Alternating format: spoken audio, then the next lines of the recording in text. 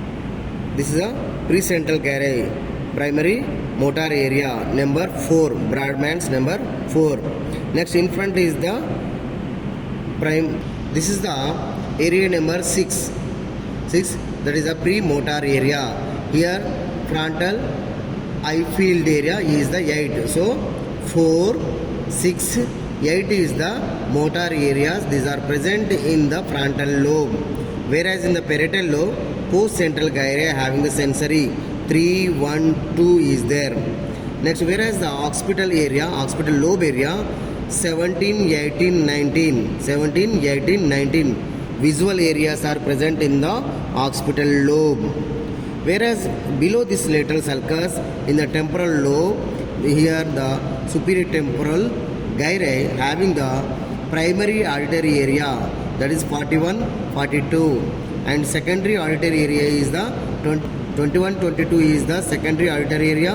Primary auditory area is 41, 42. These are present in the below this lateral sulcus in the temporal lobe. Where it is end of this lateral sulcus, just above in the parietal lobe area, this area is the vernix area, 39 and 40. 39 and 40 present in the parietal lobe area. Next, whereas starting point stem of this lateral sulcus just above in the frontal lobe, we can identify the 44 and 45. 44, 45 Broca's area is there. See, Broca's area present in the frontal lobe, that is the motor speech area 44, 45. Whereas in the parietal lobe, 39 and 40 is the vernix area, 39, 40. Whereas here primary and secondary auditory centers 41, 42 primary, 21, 22 is the secondary auditory centers. Whereas here in the occipital lobe 17, 18, 19 is the visual areas. Next, this is central sulcus. In front is the motor area, primary motor area, that is a 4. And here we can identify the premotor area, that is a 6. And frontal eye field, that is the 8 number is there. Behind this central sulcus, sensory area, post central gyri, that is the number 3, 1, 2 are present in the suprolateral surface functional areas.